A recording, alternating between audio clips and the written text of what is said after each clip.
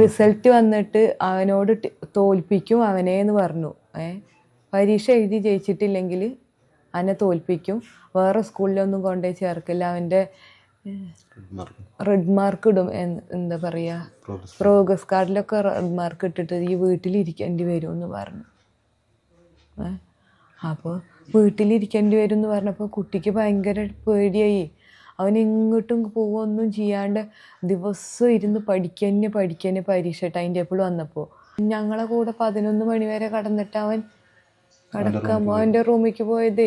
അവന് പ്ലാറ്റിനത്തില്ല ട്യൂഷന് ചേരുന്നൊക്കെ പറഞ്ഞതാണ്, ബോയ്സ് സ്കൂളിലേക്ക് മാറിയിട്ട്. പ്ലാറ്റിനം അതിലാ ട്യൂഷന് പോകണം. അപ്പോൾ സ്കൂളിൻ്റെ അടുത്തുനിന്ന് നടന്നു പോകുമ്പോൾ അതല്ലേ സുഖം. അപ്പോൾ ഞാൻ അവിടേക്കാ സ്കൂളിൽ നിന്ന് തന്നെ അങ്ങോട്ട് ചേർന്ന ചെല്ലുന്നൊക്കെ പറഞ്ഞതാ. എന്നിട്ട് എന്തേ കാട്ടി. നമസ്കാരം, സ്പോട്ട് ലൈവിലേക്ക് സ്വാഗതം. മലപ്പുറം പെരിന്തൽമണ്ണയിൽ ജീവനൊടുക്കിയ 8ാം ക്ലാസ് വിദ്യാർത്ഥി തേജസിന്റെ അമ്മയുടെ ചങ്കുപൊട്ടിയുള്ള വാക്കുകളാണിപ്പോൾ കേട്ടത്. മകന്റെ മരണത്തിന് ഉത്തരവാദികൾ സ്കൂളിലെ അധ്യാപകരെന്നാണ് കുടുംബം പറയുന്നത്. അധ്യാപകരുടെ പീഡനം കാരണമാണ് തേജസ് ആത്മഹത്യ ചെയ്തത്.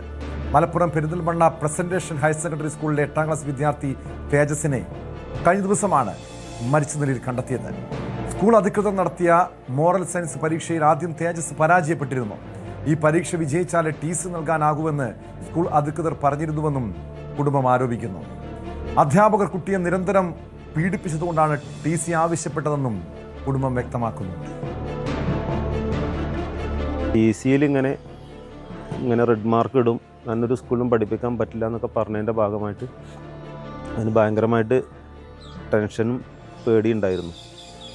അപ്പോൾ അതിൻ്റെ ഭാഗം ടീച്ചർമാരുടെ ഈ ഭീഷണിയും ഈ പ്രിൻസിപ്പളുടെയും ഈ ജിഷ മിസ്സും പിന്നെ വേറൊരു മിസ്സും കൂടി ഉണ്ട്, എൻ്റെ പേര് എനിക്ക് കറക്റ്റ് ജിജിയോ അങ്ങനെ എന്താണ് തോന്നുന്നുണ്ട്, അവരുടെയൊക്കെ ഒരു ഭീഷണി മൂലമാണ് എൻ്റെ കുട്ടി ഇങ്ങനെ ചെയ്തിട്ടുള്ളതെന്നാണ് ഞാൻ ബലമായി സംശയിക്കുന്നത്. വേറെ വീട്ടിലോ വേറൊരു പ്രശ്നങ്ങളോ ഇല്ലാത്ത കുട്ടിയാണ്. വീട്ടിൽ അങ്ങനെ ഒരു വാശിയോ കുറുമ്പൊന്നും കാട്ടിയിട്ടില്ല, ഒരു കുഴപ്പമുണ്ടായിട്ടില്ല. ടീച്ചറുടെ പ്രിൻസിപ്പാളുടെയും ഈ നടപടി കാരണം തന്നെയാണ് ചെയ്തിട്ടുണ്ടെന്നാണ് നമ്മൾ കുറച്ച് വിശ്വസിക്കുന്നത്. അല്ലാതൊരു കാരണം കുട്ടിക്ക് ഇതുവരെ ഞങ്ങളെ ഭാഗത്തുനിന്നോ വേറെ ഭാഗത്തുനിന്നോ ഉണ്ടായിട്ടില്ല. അതുപോലെ തന്നെ സ്കൂളുകാർ ഇവൻ്റെ മരണത്തിന് ശേഷം സ്കൂളിൻ്റെ ഗ്രൂപ്പിലോ ഒരു ഇതിലോ ഒരു അനുശോചനം പോലും രേഖപ്പെടുത്തിയിട്ടില്ല. അവൻ്റെ കൂടെ പഠിക്കുന്ന ഒരുപാട് വിദ്യാർത്ഥികൾ ഇത് അറിഞ്ഞതിന് ശേഷമാണ് പിന്നെ നമ്മളോട് കോൺടാക്ട് ചെയ്യണതും അവർ അന്ന് അറിഞ്ഞില്ല, സ്കൂളുകാരെ ഞങ്ങളെ അറിയിച്ചില്ല എന്നൊക്കെ പറയുകയുണ്ടായി. അതേപോലെ തന്നെ അവർ മറ്റു അവൻ്റെ കൂടെ പഠിക്കുന്ന വിദ്യാർത്ഥികളെയൊക്കെ വീട്ടിൽ വിളിച്ചിട്ട് സ്കൂളിലൊരു പ്രശ്നം ഉണ്ടായിട്ടില്ല, ആര് വിളിച്ച് ചോദിച്ചാലും ഒരു പ്രശ്നം ഉണ്ടായിട്ടില്ല എന്നുള്ളത് പറയുന്നുണ്ടെന്നും എന്നുള്ള രീതിയിലൊക്കെ പറഞ്ഞു ഓരോ രക്ഷിതാക്കളെ നമ്മളെ വിളിച്ച് പറഞ്ഞിട്ടുണ്ട്. സംഭവത്തിൽ പോലീസിന് പരാതി നൽകാൻ ഒരുങ്ങുകയാണ് തേജസിന്റെ കുടുംബം. എന്നാൽ ഇക്കാര്യത്തിൽ ഇതുവരെയും സ്കൂൾ അധികൃതർ പ്രതികരിച്ചിട്ടില്ല. വിവരങ്ങളുമായി മലപ്പുറത്ത് നിന്ന് CV അനുമോദ് ചേരുന്നുണ്ട്. അനുമോദ്, അമ്മയുടെ അറിയാം, തേജസ് എന്ന 8ാം ക്ലാസ് വിദ്യാർത്ഥി കഴിഞ്ഞ ദിവസങ്ങൾ എത്രത്തോളം മാനസിക സംഘർഷത്തിലൂടെയാണ് കടന്നുപോയതെന്ന്. അതായത് സ്കൂൾ മാറ്റാൻ അവർ തീരുമാനിക്കുന്നു, പക്ഷേ TC നൽകണമെങ്കിൽ മോറൽ സയൻസ് പരീക്ഷയിൽ വിജയിക്കണം, ഇല്ലെങ്കിൽ TC നൽകില്ല എന്ന രീതിയിലുള്ള സ്കൂൾ അധികൃതരുടെ ഭീഷണി, ആ രീതിയിലുള്ള സമ്മർദ്ദം തേജസിനെ വല്ലാതെ അലട്ടിയിരുന്നു, മാനസികമായി തകർത്തിരുന്നു. അതേ തുടർന്ന് ജീവനൊടുക്കിയെന്നാണ് കുടുംബത്തിൻ്റെ ആരോപണം. എന്താണ് യഥാർത്ഥത്തിൽ സംഭവിച്ചത്? സ്കൂൾ അധികൃതരുടെ ഭാഗത്തു നിന്നും ഒരു വിശദീകരണം തേടാൻ കഴിഞ്ഞിട്ടുണ്ടോ? എന്തായിരിക്കും ഈ മകൻ്റെ മരണവുമായി ബന്ധപ്പെട്ട് കുടുംബത്തിൻ്റെ തുടർ നീക്കങ്ങൾ?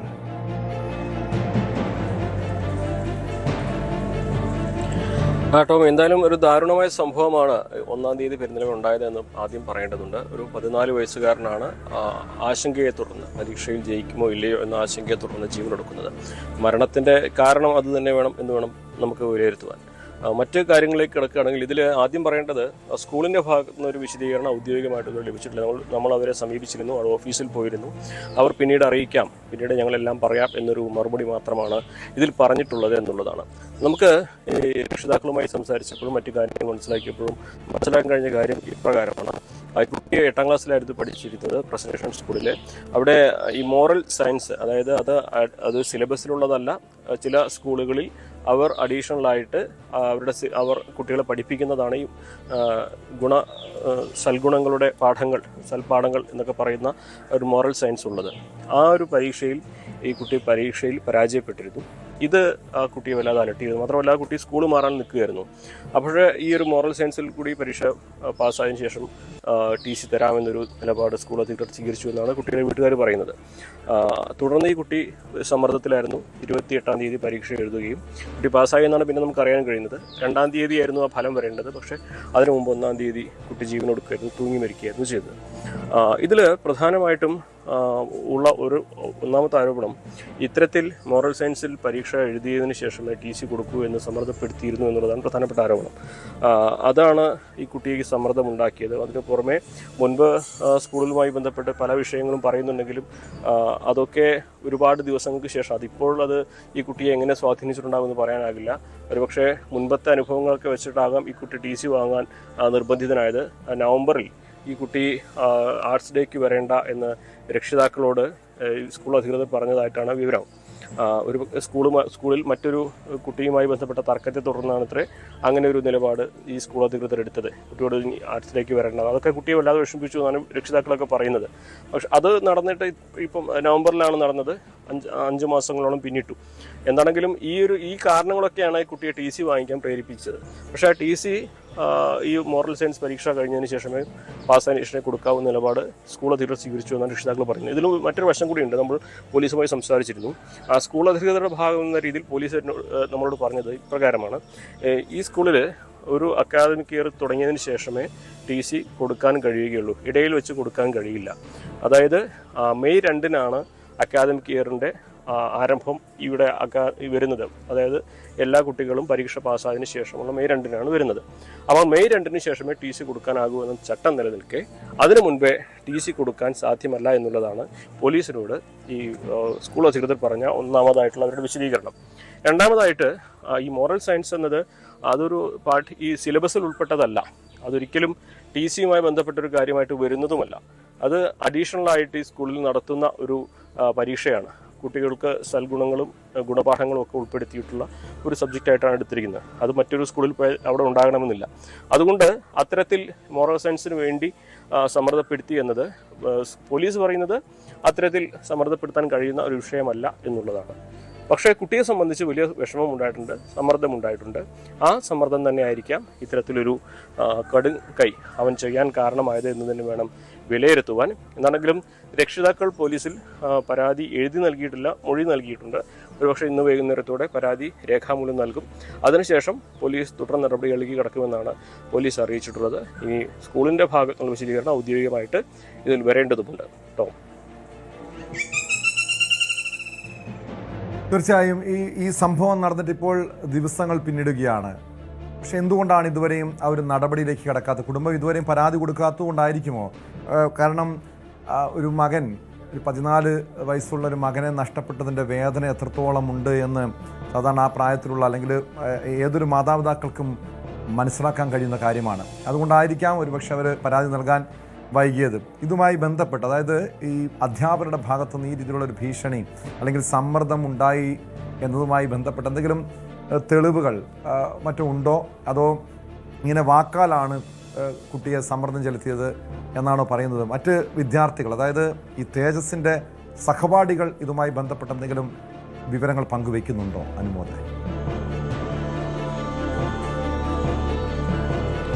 ഈ തേജസ് കൂട്ടുകാരോടും അല്ലെങ്കിൽ തേജസ് വീട്ടുകാരോടും പറഞ്ഞത് മാത്രമാണ് ഇതിൽ ഉള്ള ഒരേ ഒരു കാര്യം. മറ്റൊരു തരത്തിലും തെളിവുകൾ ഇക്കാര്യത്തിലില്ല. കാരണം കുട്ടി പഠിക്കാൻ മിടുക്കനായിരുന്നു, ശരാശരി എല്ലാ വിഷയങ്ങളിലൊക്കെ പാസ്സാവുന്ന മിടുക്കനാണ്. ഒരു വികൃതിയാണ് എന്ന് പറയുന്നുണ്ട്. എല്ലാവരോടും ഒരു പ്രായത്തിൻ്റെതായ സ്വാഭാവികമായിട്ടും അല്പം വികൃതി ഈ ഒരു പ്രായത്തിലുണ്ടാകും. അതൊരു മറ്റൊരു തല അച്ചടക്ക ലംഘനമോ മറ്റൊരു വലിയ പ്രശ്നമായി കാണുന്നതോ അല്ല. അല്പം വികൃതിയൊക്കെ കുട്ടികളാകുമ്പോൾ ഉണ്ടാകും. അതിനപ്പുറത്തേക്ക് ഒരു പ്രശ്നക്കാരനല്ല തേജസ് ഉണ്ടായിരുന്നത്. അവനെ സംബന്ധിച്ച് ഈ സ്കൂളിൽ നിന്നൊരു പക്ഷേ ഈ മറ്റുള്ളവർ ക്ലാസ്സിൽ ചിലപ്പോഴുണ്ടാകുന്ന ചെറിയ ചെറിയ പ്രശ്നങ്ങളിൽ മുകളിൽ ടീച്ചർമാരുടെ വഴക്ക് കേൾക്കേണ്ട ഒരു സാഹചര്യം മുൻപ് ഉണ്ടായിട്ടുണ്ടായിരിക്കാം. അങ്ങനെ വേണം നമുക്ക് ഈ വിഷയം പലരോട് സംസാരിക്കുമ്പോൾ മനസ്സിലാകുന്നത്.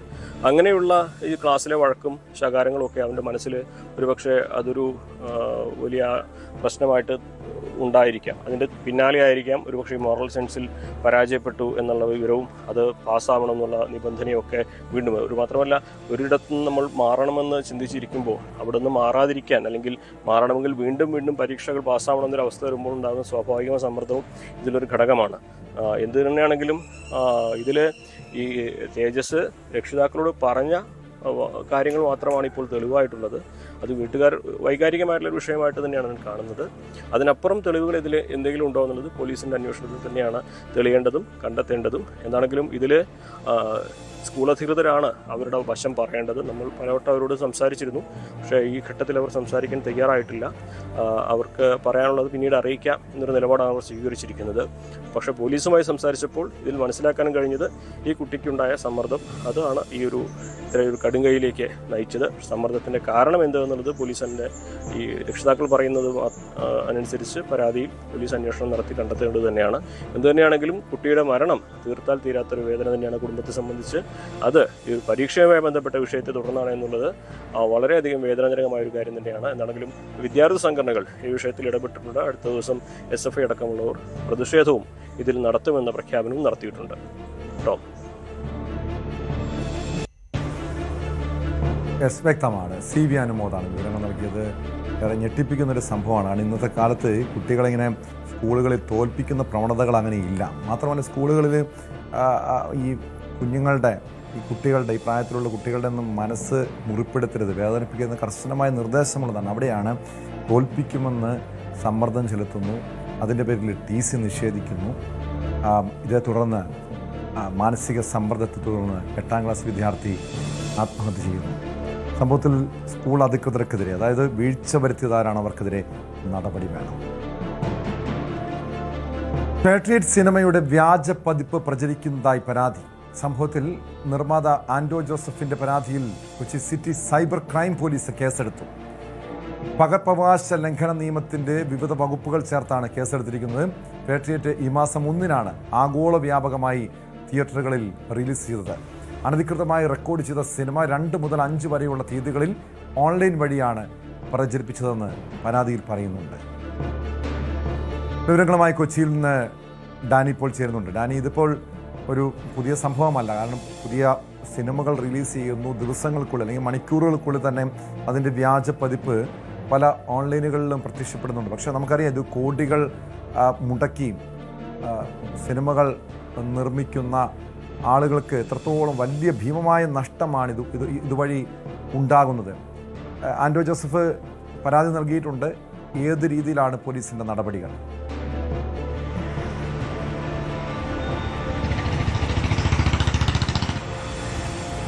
ടോമേത് പോലീസ് അന്വേഷിച്ച് തുടങ്ങിയിട്ടേ ഉള്ളൂ. കാരണം ഇതുവരെ പരാതി വന്നിരിക്കുന്നു, ഓൺലൈൻ സൈറ്റുകളിൽ അല്ലെങ്കിൽ ഓൺലൈൻ വഴി സിനിമ പ്രചരിപ്പിച്ചിരിക്കുന്നു എന്ന രീതിയിലുള്ള പരാതി വന്നതിൻ്റെ അടിസ്ഥാനത്തിലാണ് ഇപ്പോൾ കേസെടുത്ത് പോലീസ് അന്വേഷണം ആരംഭിച്ചിട്ടുള്ളത്. ആരാണ് ഇതിൻ്റെ പിറകിൽ, ഏത് സൈറ്റുകൾ വഴിയാണ് ഇത് ചെയ്തിട്ടുള്ളത് എന്നതടക്കമുള്ള കാര്യങ്ങൾ പോലീസ് പരിശോധിച്ച് വരികയാണ്. അതിൻ്റെ ഒരു കൂടുതൽ വിശദാംശങ്ങളിലേക്ക് എത്തിയിട്ടില്ല. പാട്രിയോട്ട് സിനിമ വേറെ ചർച്ചകൾക്കും ഏറെ നാളത്തെ കാത്തിരിപ്പിന് ശേഷമാണ് തിയേറ്ററുകളിലേക്ക് എത്തുന്നത്. ഏതാണ്ട് 100-ലധികം കോടി രൂപ ഇതിൻ്റെ നിർമ്മാണവുമായി ബന്ധപ്പെട്ട് ചെലവഴിച്ചു. അതൊരു വലിയൊരു ബജറ്റിൽ എടുത്ത, വലിയ ക്യാൻവാസിലെടുത്ത സിനിമയാണെന്നാണ് ഇതിൻ്റെ അണിയറ പ്രവർത്തകർ പറയുന്നത്. ഏറെ നാൾക്ക് ശേഷം മോഹൻലാലും മമ്മൂട്ടിയും എല്ലാം ഉൾപ്പെടുന്ന വലിയ താരനിര ഈ ചിത്രത്തിൻ്റെ ഭാഗമാകുകയും എല്ലാം തന്നെ ചെയ്തു. അങ്ങനെ വലിയ ചർച്ച നേടിയ ഒരു ചിത്രമാണ്, വലിയ മുതൽ മുടക്കുള്ളൊരു ചിത്രമാണ് തിയേറ്ററുകളിലേക്ക് എത്തിയത്. അതിൻ്റെ പ്രേക്ഷക പ്രതികരണം എന്താണെങ്കിൽ കൂടിയും ഇതിൽ ഇപ്പോൾ പറയുന്നത് ഇതിൻ്റെ ഒരു വ്യാജ പതിപ്പുകൾ ഈ രീതിയിലേക്ക് വന്നിട്ടുണ്ട്. അങ്ങനെ രീതിയിലുള്ളൊരു പ്രചാരണം ഒരു ഭാഗത്ത് നടക്കുന്നു. അത് തങ്ങൾക്ക് സിനിമ നിർമ്മാതാവിനെ സംബന്ധിച്ചിടത്തോളം എല്ലാം തന്നെ വലിയ രീതിയിലുള്ള പ്രതിസന്ധി സൃഷ്ടിക്കുന്നതാണ്. അതുകൊണ്ട് ഇത് സംബന്ധിച്ചുള്ളൊരു അന്വേഷണം നടത്തണം. ആരെങ്കിലും ഇതിൽ ബോധപൂർവമായ ഇടപെടലുകൾ നടത്തിയിട്ടുണ്ടോ, ഇതെന്താണ് സംഭവിച്ചിരിക്കുന്നത് എന്നതടക്കമുള്ള കാര്യങ്ങൾ പരിശോധന നടത്തണമെന്നതെല്ലാം തന്നെയാണ് ഇതിൽ ആവശ്യപ്പെടുന്നത്. പോലീസ് അതിൽ കേസെടുത്ത് അന്വേഷണം ആരംഭിച്ചിട്ടുണ്ട്. ഇത് തിയേറ്ററിൽ നിന്നുള്ള രീതിയിലാണോ പ്രചരിപ്പിച്ചിരിക്കുന്നത് എന്നതെല്ലാം തന്നെ പരിശോധിക്കേണ്ടി വരും. കാരണം ഏതെങ്കിലും തിയേറ്ററുകളിൽ ഇത്തരം ഈ മൊബൈൽ ഫോണിലടക്കം ചിത്രീകരിക്കുന്നതെല്ലാം തന്നെ നിരീക്ഷിക്കുന്നുണ്ട്. തിയേറ്റർ അകത്തുമെല്ലാം തന്നെ വലിയ മുതൽ മുടക്കുള്ള സിനിമകൾ ഈ രീതിയിൽ പലപ്പോഴും പുറത്ത് പോയിട്ടുണ്ട്. അതെല്ലാം തന്നെ തിയേറ്ററിനകത്ത് നിന്ന് ചിത്രീകരിക്കുന്ന സംഭവങ്ങൾ തന്നെയായിരുന്നു. അത് സംസ്ഥാനത്ത് മാത്രമല്ല, ഇതൊരു വേൾഡ് വൈഡ് റിലീസ് തന്നെയായിരുന്നു. അപ്പോൾ ഇതെവിടെ നിന്ന് വേണമെങ്കിലും ആകാം ഇത്തരം കാര്യങ്ങൾ നടന്നിരിക്കുന്നത്. സംബന്ധിയായ കാര്യങ്ങളിൽ സസൂക്ഷ്മമായ പരിശോധന വേണമെന്നതടക്കമുള്ള കാര്യങ്ങളാണ് നിർമ്മാതാവ് ആൻഡോ ജോസഫ് ആവശ്യപ്പെട്ടിരിക്കുന്നത്. ഏതായാലും സൈബർ പോലീസ് കേസെടുത്തിട്ടുണ്ട്, അന്വേഷണം തുടങ്ങിയിട്ടുണ്ട്. സ്ഥിരം ഈ രീതിയിൽ പ്രവർത്തിക്കുന്ന സ്ഥിരം ചില സൈറ്റുകളും ആളുകളും എല്ലാം തന്നെയുണ്ട്. ഏതായാലും അവരെല്ലാം തന്നെ കേന്ദ്രീകരിച്ചുകൊണ്ട് തന്നെയാണ് പോലീസ് അന്വേഷണം മുന്നോട്ട് പോകുന്നത്. പൂർണ്ണമായും ഒരു സൈബർ സാങ്കേതിക വിദഗ്ധർക്കാണ് ഈ രീതിയിലുള്ളൊരു അന്വേഷണത്തിൽ ആദ്യഘട്ടത്തിൽ ഇത്തരം കാര്യങ്ങൾ ഏകോപിപ്പിക്കാനായിട്ട് സാധിക്കുക. അതുകൊണ്ട് തന്നെ അങ്ങനെയുള്ള ഒരു ഇടപെടലാണ് പോലീസിൻ്റെ ഭാഗത്തു നിന്ന് ഇപ്പോൾ ഉണ്ടായിരിക്കുന്നത്. ഏത് സൈറ്റുകളിൽ എങ്ങനെയാണ് എപ്പോഴാണ് ഇത് അപ്ലോഡ് ചെയ്തിരിക്കുന്നത് എന്നതടക്കമുള്ള കാര്യങ്ങൾ പരിശോധിക്കുന്നു. അത് കണ്ടെത്തിയാൽ തന്നെ കൂടുതൽ പ്രതികളിലേക്ക് അല്ലെങ്കിൽ ഇതിന് കുറ്റക്കാരിലേക്ക് എത്താനായിട്ട് സാധിക്കുമെന്ന് തന്നെയാണ് പ്രതീക്ഷിക്കുന്നത്. ഏതായാലും സൈബർ പോലീസ് ഇതുമായി ബന്ധപ്പെട്ടുകൊണ്ട് അന്വേഷണം ആരംഭിച്ചിട്ടുണ്ട്. ടോം.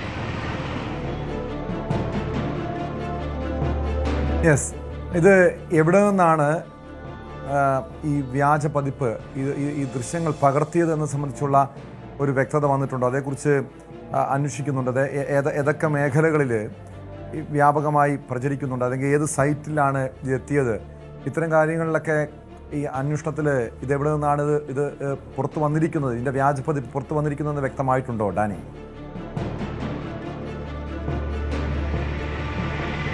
നിലവിൽ അതെല്ലാം അന്വേഷണത്തിൻ്റെ ഭാഗമാണ്. അന്വേഷണ ഉദ്യോഗസ്ഥരുമായി ബന്ധപ്പെട്ടുകൊണ്ട് കൂടുതൽ കാര്യങ്ങൾ മനസ്സിലാക്കി വരികയാണ്. നിലവിൽ പരാതിയിൽ പറഞ്ഞിരിക്കുന്നത് ചില ഓൺലൈൻ കാര്യങ്ങളുമായി ബന്ധപ്പെടുത്തിക്കൊണ്ടാണ് ആ രീതിയിലുള്ളൊരു പ്രചാരണം നടക്കുന്നു എന്നതാണ് കൂടുതലുമായി സൂചിപ്പിച്ചിരിക്കുന്നത്. അതുകൊണ്ട് അത്തരം കാര്യങ്ങളിൽ കൂടുതൽ പരിശോധന വരികയാണ്. ഏതെല്ലാം സൈറ്റുകളിലാണ് ആരെല്ലാം ഇതിൽ പ്രവർത്തിക്കുന്നു എന്നതെല്ലാം തന്നെ പരിശോധിക്കുകയാണ്. നേരത്തെ സൂചിപ്പിച്ചതുപോലെ ഇതിൽ ചില നിശ്ചിത സൈറ്റുകൾ എല്ലാം തന്നെ ഇതുമായി ബന്ധപ്പെട്ടുകൊണ്ട് പലപ്പോഴും പ്രവർത്തിക്കുന്നുണ്ട്. അത് മലയാളം മാത്രമല്ല, പല പുതിയ മുതൽ മുടക്കുള്ള വലിയ രീതിയിൽ ശ്രദ്ധിക്കപ്പെടുന്ന ചിത്രങ്ങൾ പലതും ഈ റിലീസിംഗ് ദിവസം തന്നെ ഇതുപോലുള്ള ഓൺലൈനിൽ വന്ന സംഭവങ്ങളെല്ലാം തന്നെ ഉണ്ടായിട്ടുണ്ട്. വളരെ പെട്ടെന്ന് പ്രചരിപ്പിക്കുന്ന പല ആപ്പുകൾ പോലുമുണ്ട്. അപ്പോൾ അത്തരം കാര്യങ്ങളിലെല്ലാം തന്നെ ഉറവിടം പരിശോധിച്ചുകൊണ്ട് മാത്രമേ അത് സംബന്ധിയായ കാര്യങ്ങളിലേക്ക് പറയുവാനായിട്ട് സാധിക്കുകയുള്ളൂ. നിലവിൽ പരാതിയിൽ പറഞ്ഞിരിക്കുന്നതുമായി ബന്ധപ്പെട്ടുകൊണ്ടുള്ള ഒരു അന്വേഷണമാണ് ഇപ്പോൾ മുന്നോട്ട് പോകുന്നത്. വൈകാതെ അത്തരം സൈറ്റുകൾ ഏതാണ്, എങ്ങനെയാണ്, ആരെല്ലാമാണ് ഇത്തരം കാര്യങ്ങളിലേക്ക് ഇടപെട്ടത് എന്നതടക്കമുള്ള കാര്യങ്ങളിൽ സൈബർ പോലീസിൻ്റെ ഭാഗത്തു നിന്നൊരു വിശദീകരണം ഉണ്ടാകുമെന്നാണ് പ്രതീക്ഷിക്കുന്നത്.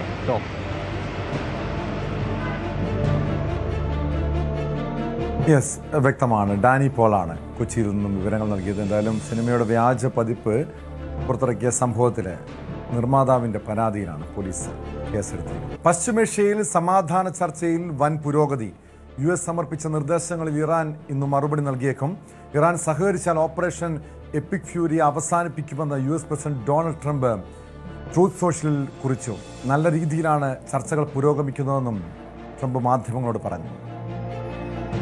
We're doing well. Now we have to get what we have to get. If we don't do that, we'll have to go a big step further. But with that being said, they want to make a deal. We've had very good talks over the last 24 hours, and it's very possible that we'll make a deal. Yeah, please.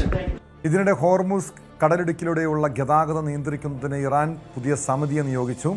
Iran തീരത്തേക്ക് പോയ oil tanker US ആക്രമിച്ചത് ആശങ്ക വർദ്ധിപ്പിച്ചിട്ടുണ്ട്. വിവരങ്ങളുമായി അജയ് സുധാ ബിജു ചേരുന്നു news ഡെസ്കിൽ നിന്ന്. അജയ്, ഒരു വശത്ത് ചർച്ചകൾ പുരോഗമിക്കുന്നുണ്ട്. ഈ യുദ്ധം അവസാനിപ്പിച്ചേക്കും എന്ന രീതിയിലുള്ള വാർത്തകളാണ് പുറത്തു വരുന്നത്. പക്ഷേ അതിനിടെ തന്നെ ഇരു രാജ്യങ്ങളും, പ്രത്യേകിച്ചും ഈ US-ൻ്റെ നീക്കങ്ങളിൽ ഇറാൻ ഇതുവരെയും ഒരു പരസ്യമായ പ്രതികരണം നടത്താത്തതിൽ ലോകരാജ്യങ്ങൾ ആശങ്ക പ്രകടിപ്പിക്കുന്നുണ്ട്. എന്തായിരിക്കും സംഭവിക്കാൻ പോവുക? ഒരു അനുനയ ചർച്ചകൾ ഒരവസാന ഘട്ടത്തിലേക്ക് എത്തുന്നു എന്നാണോ മനസ്സിലാക്കേണ്ടത്?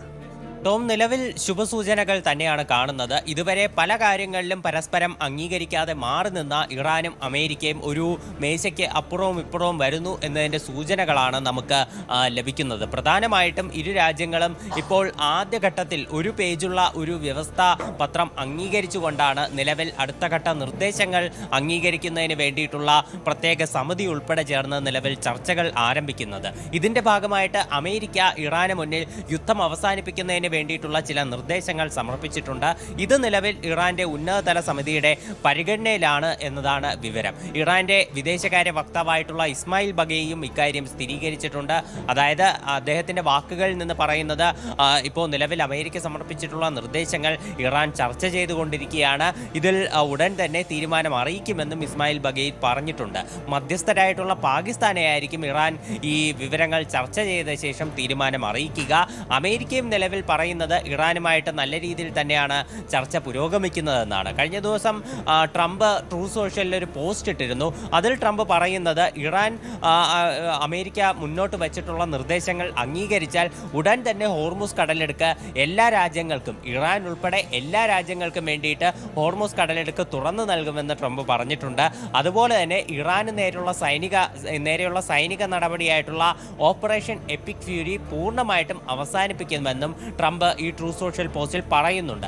അതേസമയം ഇറാൻ അമേരിക്കയുടെ വ്യവസ്ഥകൾക്ക് സമ്മതിച്ചില്ലെങ്കിൽ ഇതിനു മുൻപേ ഉള്ളതിനേക്കാൾ ശക്തമായിട്ടുള്ള ആക്രമണം ഇറാന് നേരെ നടത്തുമെന്നും ട്രംപ് തന്റെ പതിവ് ശൈലിയിൽ ഈ ഒരു പോസ്റ്റിൽ ഭീഷണിയും മുഴക്കുന്നുണ്ട്. അതേസമയം ഇപ്പോൾ അതിനുശേഷം പിന്നീട് ട്രംപ് മാധ്യമങ്ങളെ കണ്ടിരുന്നു. ആ മാധ്യമങ്ങളെ കണ്ട സമയത്താണെങ്കിലും ട്രംപ് പറഞ്ഞത് കഴിഞ്ഞ 24 മണിക്കൂറിനിടെ ഇറാനുമായിട്ട് നിരവധി തവണ ചർച്ചകൾ നടന്നിരുന്നു.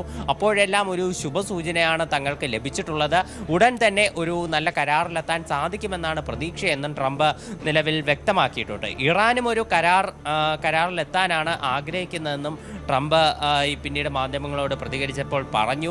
എന്നാൽ ഇറാനും അമേരിക്കയ്ക്കുമിടയിൽ പ്രതിസന്ധിയായി നിൽക്കുന്നത് പ്രധാനമായിട്ടും ഈ ആണവ വിഷയം ഉൾപ്പെടെയുള്ള കാര്യങ്ങളാണ്. ഇറാൻ ആണവായുധം നിർമ്മിക്കുന്നതിനുള്ള സ്വാതന്ത്ര്യം തങ്ങൾക്ക് നൽകണമെന്നാണ് മുൻപ് യുഎസിന് മുന്നിൽ വ്യക്തമാക്കിയിട്ടുള്ളത്. യുഎസും ഇറാൻ പൂർണ്ണമായിട്ടും ആണവ പദ്ധതികളിൽ നിന്ന് പിന്നോട്ട് പോകണമെന്ന് അറിയിക്കുകയും ചെയ്തിട്ടുണ്ട്. അപ്പോൾ ഈ നിലപാടിൽ നിന്ന് രണ്ട് രാജ്യങ്ങളും പിന്നോട്ട് പോകാത്ത ഘട്ടത്തിൽ ഇത്തരം കാര്യങ്ങൾ എങ്ങനെയാണ് ഒരു സമവായത്തിൽ എത്തിക്കുക എന്നുള്ളത് എല്ലാവരും ആകാംക്ഷയോടെ നോക്കുന്ന കാര്യമാണ്. അതുപോലെ ഹോർമുസ് കടലിടുക്കുമായി ബന്ധപ്പെട്ടും ആശങ്കകൾ നിലനിൽക്കുന്നുണ്ട്. ഇപ്പോൾ ഇറാൻ ഹോർമുസ് കടലിടുക്കിലുള്ള ഗതാഗത നിയന്ത്രണത്തിന് വേണ്ടി ഒരു പ്രത്യേക സമിതിയെ ഉൾപ്പെടെ രൂപീകരിച്ചുകൊണ്ട് മുന്നോട്ട് പോയിട്ടുണ്ട്. ഇപ്പോൾ ആ ഒരു IRGCയുടെ നേതൃത്വത്തിലുള്ള ഇത്തരമൊരു സമിതി രൂപീകൃതമായി 24 മണിക്കൂർ പിന്നിടുന്നതിന് മുൻപാണ് അമേരിക്കയുടെ ഭാഗത്ത് നിന്ന് ഹോർമുസ് കടലിടുക്കിൽ മറ്റൊരു ആക്രമണം ഉണ്ടാകുന്നത്. ഒരു ഇറാനിയൻ കപ്പലിന് നേരെയായിരുന്നു ആക്രമണം. ഇറാൻ ഫ്ലാഗ് വച്ചിരുന്ന ഈ കപ്പലിന് നേരെ അമേരിക്കയുടെ ഭാഗത്ത് നിന്ന് വെടിവെപ്പ് ഉണ്ടായി. അമേരിക്ക നിലവിൽ ഇക്കാര്യത്തിൽ വ്യക്തമാക്കുന്നത് ഈ കപ്പൽ ഗൾഫ് ഓഫ് ഒമാൻ വഴി ഇറാനിയൻ തീരത്തേക്ക് കടക്കാൻ ശ്രമിച്ചിരുന്നു എന്നാണ്. ഈ കപ്പലിന് നേരെ അമേരിക്ക നിരവധി മുന്നറിയിപ്പുകൾ പുറപ്പെടുവിച്ചിരുന്നു. അതായത് ഹോർമുസ് കടലിടുക്കിൽ അമേരിക്കയുടെ ഭാഗത്തുള്ള ഉപരോധം നിലനിൽക്കുകയാണ്. പക്ഷേ ഈ മുന്നറിയിപ്പുകൾ അവഗണിച്ചും ഇറാനിയൻ തീരത്തേക്ക് കടക്കാൻ ശ്രമിച്ചതോടെയാണ് ഈ കപ്പലിന് നേരെ വെടിവയ്പ് നടത്തിയതെന്നും യുഎസിന്റെ സെൻട്രൽ കമാൻഡ് വ്യക്തമാക്കുന്നുണ്ട്. അപ്പോൾ ഈ കപ്പലിന്റെ എഞ്ചിൻ റൂം കേന്ദ്രീകരിച്ചാണ് യുഎസിന്റെ ഭാഗത്ത് നിന്ന് ആക്രമണം നടത്തിയത്. എന്നാൽ ഈ കപ്പലിന് കേടുപാടുകൾ സംഭവിച്ചോ അല്ലെങ്കിൽ ജീവനക്കാർക്ക് ആർക്കെങ്കിലും പരിക്കേറ്റിട്ടുണ്ടോ തുടങ്ങിയ വിവരങ്ങളൊന്നും വ്യക്തമായിട്ടില്ല. ഇതൊരു എണ്ണ ടാങ്കറാണ്. എണ്ണ ചോർച്ചയൊന്നും നിലവിലെ സാഹചര്യത്തിൽ റിപ്പോർട്ട് ചെയ്തിട്ടില്ല. അമേരിക്ക പറയുന്നത് ഈ കപ്പൽ ഇറാനിയൻ തീരത്ത് നിന്ന് പിന്മാറി പോയിട്ടുണ്ടെന്നാണ്. ഇതിനെ സംബന്ധിച്ചുള്ള മറ്റു വിവരങ്ങളൊന്നും ഇറാനും നിലവിൽ പുറത്തു വിട്ടിട്ടില്ല. അതേസമയം അമേരിക്കയുടെ ഇപ്പോഴുള്ള ഈ സൗഹൃദപരമായിട്ടുള്ള നീക്കങ്ങളെ ഇറാൻ സംശയത്തോടെയും വീക്ഷിക്കുന്നുണ്ട്. ഇറാന്റെ പാർലമെന്റ് സ്പീക്കറായിട്ടുള്ള മുഹമ്മദ് ബാഖർ കാലിബാഫ് അമേരിക്ക ഇപ്പോൾ തീർച്ചയായും അതങ്ങനെ സംശയിക്കേണ്ടി വരും. കാരണം ട്രംപ് ഓരോ സമയങ്ങളിലും വ്യത്യസ്തമായിട്ടുള്ള നിലപാടുകൾ സ്വീകരിക്കുന്നുണ്ട്, വ്യത്യസ്തമായിട്ടുള്ള പ്രസ്താവനകൾ നടത്തുന്നുണ്ട്, പ്രകോപനങ്ങൾ സൃഷ്ടിക്കുന്നുണ്ട്. മാത്രമല്ല ഇത്തരം ഈ ചർച്ചകൾ പുരോഗമിക്കുമ്പോഴാണ് ഇറാൻ തീരത്തേക്ക് പോയ കപ്പലിന് നേരെ അമേരിക്കയുടെ ഭാഗത്തുനിന്നും ആക്രമണം ഉണ്ടായത്. അതുകൊണ്ടായിരിക്കുമോ ഈ രീതിയിലുള്ള ഒരു നിലപാട് മാറ്റങ്ങൾ, ഈ ട്രംപിൻ്റെ ഈ വ്യത്യസ്തമായിട്ടുള്ള നിലപാടുകളായിരിക്കുമോ ഇറാൻ ഈ അമേരിക്കയുടെ നിലപാടിനെ സംശയത്തോടുകൂടി കാണുന്നത്? മാത്രമല്ല അതിനിടെ ഈ എന്തുകൊണ്ടാണ് അമേരിക്ക ഈ ചർച്ചയിലേക്ക്, സമവായ ചർച്ചയിലേക്ക് വന്നത് എന്നൊരു ചോദ്യം കൂടിയുണ്ട്. കാരണം ഇറാൻ കഴിഞ്ഞ ദിവസം വലിയ രീതിയിലുള്ള ആക്രമണം മറ്റ് ഗൾഫ് രാജ്യങ്ങൾക്ക് മേൽ നടത്തിയതാണ്. കനത്ത നാശനഷ്ടം ഉണ്ടായിട്ടുണ്ട്. അതിന് കൃത്യമായ കണക്കുകൾ ഇപ്പോഴും പുറത്തു വന്നിട്ടില്ല. ഒരുപക്ഷെ ഇറാൻ്റെ ഭാഗത്തുനിന്നും ഒരു കടന്നാക്രമണം, ശക്തമായ ഒരു കടുത്ത ആക്രമണം ഉണ്ടാകുമെന്ന ആശങ്കയെ തുടർന്നാണോ ഈ രീതിയിലുള്ളൊരു സമവായ ചർച്ചകളിലേക്ക് അമേരിക്ക എത്താനുള്ള കാരണം? അങ്ങനെ കരുതേണ്ടി വരുമോ അജയ്? അമേരിക്ക ഇത്തരത്തിലൊരു സമവായം അത് മുന്നോട്ട് കൊണ്ടുപോകാൻ പല കാരണങ്ങളുണ്ട്. ഒന്ന്, അമേരിക്ക ഈ യുദ്ധം കാരണം നേടുന്ന കടുത്ത സാമ്പത്തിക പ്രതിസന്ധി തന്നെയാണ്. ഏതാണ്ട് 23 ലക്ഷം കോടി രൂപയുടെ ചെലവ് അമേരിക്ക ഇതിനോടകം തന്നെ യുദ്ധം കാരണം വരുത്തി വെച്ചതായിട്ടാണ് US-ന്റെ പെൻറ്റഗൺ തന്നെ വ്യക്തമാക്കുന്ന ഒരു കാര്യം. ഇതിനെ സംബന്ധിച്ച് US കോൺഗ്രസിലും കടുത്ത വിമർശനമുണ്ടായിരുന്നു. മാത്രമല്ല, ട്രംപ് ഒരു കടുത്ത നിയമപ്രശ്നം കൂടി നേരിടുന്നുണ്ട്. അതായത് ഇപ്പോൾ US കോൺഗ്രസിൻ്റെ അനുമതിയില്ലാതെ പ്രസിഡന്റ് ഒറ്റയ്ക്ക് തീരുമാനമെടുത്തുകൊണ്ട് ഒരു യുദ്ധത്തിൽ ഇറങ്ങിത്തിരിച്ചാൽ അതിന് 60 ദിവസം മാത്രമേ കാലയളവ് ഉണ്ടാകൂ എന്നൊരു നിബന്ധന കൂടിയുണ്ട്. ഈ 60 ദിവസങ്ങൾക്ക് ശേഷം US കോൺഗ്രസിൻ്റെ ഔദ്യോഗികമായിട്ടുള്ള പിന്തുണയുണ്ടാകണം. അപ്പോൾ ഈ പിന്തുണ US കോൺഗ്രസിൽ നിന്ന് നിലവിലെ സാഹചര്യത്തിൽ നേടാനാകില്ല എന്ന് ട്രംപ് ഭയപ്പെടുന്നുണ്ട്. അപ്പോൾ അത് കാരണമാണ് ഈ ഓപ്പറേഷൻ എപ്പിക് ഫ്യൂരി അവസാനിപ്പിക്കുന്നു എന്നുള്ള തരത്തിലുള്ള സൂചനകൾ ട്രംപ് ഭരണകൂടം നൽകുന്നത് എന്നാണ് നിലവിൽ വിവരമുള്ളത്. ഇപ്പോൾ മാർക്കോ റൂബിയോ ഉൾപ്പെടെ കഴിഞ്ഞ ദിവസം ഈ എപ്പിക് ഫ്യൂരി അവസാനിപ്പിക്കുന്നതായിട്ട് ബന്ധപ്പെട്ടിട്ടുള്ള പ്രസ്താവനകൾ നടത്തിയിരുന്നു. ട്രംപും നിലവിൽ പറയുന്നത് ഇറാൻ ഒരു കരാറിൽ ഒപ്പിട്ടാൽ ഉടൻ തന്നെ ഓപ്പറേഷൻ എപ്പിക് ഫ്യൂരി അവസാനിപ്പിക്കും എന്ന് തന്നെയാണ്. മാത്രമല്ല, ഈ ഗൾഫ് നാടുകളുടെ ഭാഗത്തു നിന്നുള്ള കടുത്ത സമ്മർദ്ദവും അമേരിക്ക നേരിടുന്നുണ്ട്. അവരുടെ രാജ്യത്തേക്ക് നടന്ന ആക്രമണങ്ങൾ അത് അവർ വളരെയധികം ഗൗരവത്തോടെ തന്നെയാണ് കാണുന്നത്. അപ്പോൾ ഈ ആക്രമണങ്ങളിൽ കടുത്ത പ്രതിഷേധം രേഖപ്പെടുത്തിയ സാഹചര്യത്തിൽ കൂടി അമേരിക്ക ഒരു പ്രതിസന്ധിയിലാണ് നിലവിൽ എന്ന് നമുക്ക് പറയാൻ സാധിക്കും. അപ്പോൾ ഇതുതന്നെയാണ് ഈ സമവായ ചർച്ചകൾ വേഗത്തിലാക്കാൻ അമേരിക്കയെ പ്രേരിപ്പിച്ച മറ്റൊരു ഘടകം. പക്ഷേ ഇറാന് നിലവിൽ വേണ്ടത് ഈ ആക്രമണങ്ങൾ നിലവിൽ അവസാനിപ്പിക്കുക മാത്രമല്ല, ഭാവിയിലും ഇത്തരം ആക്രമണങ്ങൾ ഉണ്ടാകില്ല എന്നൊരു ഉറപ്പാണ്. ഇതുതന്നെയാണ് ഇറാൻ ഭരണകൂടവും അമേരിക്കയോട് ആവശ്യപ്പെട്ടുകൊണ്ടിരിക്കുന്നത്. മാത്രമല്ല, ലെബനനിൽ ഇസ്രായേൽ നടത്തുന്ന ആക്രമണങ്ങൾ അതിലും ഇറാന് കടുത്ത എതിർപ്പുണ്ട്. ഈ ആക്രമണങ്ങൾ കൂടി അവസാനിപ്പിച്ചാൽ മാത്രമേ ഇറാന്റെ ഭാഗത്ത് നിന്ന് പൂർണ്ണമായിട്ടും ഒരു പച്ചക്കൊടി ചിലപ്പോൾ ലഭിച്ചേക്കുള്ളൂ. എന്തായാലും ഇപ്പോൾ നിലവിലെ സാഹചര്യത്തിൽ ആദ്യഘട്ടത്തിൽ അമേരിക്ക സമർപ്പിച്ച ഈ നിർദ്ദേശങ്ങളിൽ എന്തെങ്കിലും സമവായത്തിലെത്തി അമേരിക്കയും ഇറാനും തമ്മിലുള്ള പ്രശ്നങ്ങൾ പരിഹരിച്ചതിന് ശേഷം പിന്നീട് ലെബനന്റെ കാര്യത്തിൽ ഒരു അന്തിമ തീർപ്പ് ഉണ്ടാക്കാൻ വേണ്ടിയിട്ട് തന്നെയായിരിക്കും ഇറാന്റെയും ഒരു ശ്രമമെന്ന് പറയുന്നത്. എന്തായാലും നിലവിൽ ഇക്കാര്യത്തിൽ ഇറാൻ ഒരു അനുകൂലമോ അല്ലെങ്കിൽ പ്രതികൂലിച്ചോ ഉള്ള നിലപാടുകളൊന്നും അറിയിച്ചിട്ടില്ല. ചർച്ച ചെയ്യുന്നു എന്ന് മാത്രമാണ് ഇറാൻ അറിയിച്ചിട്ടുള്ളത്. ഇന്ന് തന്നെ പാകിസ്ഥാനെ അന്തിമ നിലപാട് അറിയിക്കുമെന്നാണ് നമുക്ക് നിലവിലെ സാഹചര്യത്തിൽ മനസ്സിലാക്കാൻ സാധിക്കുന്നത്. വ്യക്തമാണ്. അജയ് സുധാ ബിജുവാണ് വിവരങ്ങൾ നൽകിയത്. എന്തായാലും അമേരിക്ക ഇറാൻ യുദ്ധം അത് ഒരു അന്തിമഘട്ടത്തിലേക്ക് നീങ്ങുന്നു, സമവായ ചർച്ചയിലേക്ക് നീങ്ങുന്നു, യുദ്ധം അവസാനിപ്പിച്ചേക്കുമെന്നത് ലോകരാജ്യങ്ങളെല്ലാം വലിയൊരു ആശ്വാസത്തോടെയാണ് കാണുന്നത്. കൊച്ചിയിൽ ലഹരി മരുന്നുമായി യുവാവ് പിടിയിൽ. തമ്മന സ്വദേശി മുഹമ്മദ് ഫയാസിനെയാണ് എക്സൈസ് അറസ്റ്റ് ചെയ്തത്. ഇയാളിൽ നിന്ന് MDMA-യും ഹാഷിഷ് ഓയിലും കഞ്ചാവും എക്സൈസ് പിടിച്ചെടുത്തിട്ടുണ്ട്. വിവരങ്ങളുമായി ഡാനി ഇപ്പോൾ ചേരുന്നുണ്ട് കൊച്ചിയിൽ നിന്ന്. ഡാനി, വീണ്ടും ഈ ലഹരിക്കടത്ത് വളരെ സജീവമാവുകയാണ്, പ്രത്യേകിച്ചും കൊച്ചി നഗരത്ത്. കൊച്ചി ലഹരിയുടെ ഹബ്ബാണ് എന്ന രീതിയിലുള്ള കുറേ വാർത്തകളൊക്കെ നമ്മൾ പലപ്പോഴും പറയാറുള്ളതാണ്. ഇത് എക്സൈസിന് എങ്ങനെയാണ് ഈ മുഹമ്മദ് ഫയാസിനെ കുറിച്ച് വിവരങ്ങൾ ലഭിച്ചത്? ഇയാൾ എവിടെ നിന്നാണ് ഈ ലഹരി എത്തിച്ചതെന്ന് സംബന്ധിച്ചുള്ള വിവരങ്ങൾ ലഭ്യമായിട്ടുണ്ടോ?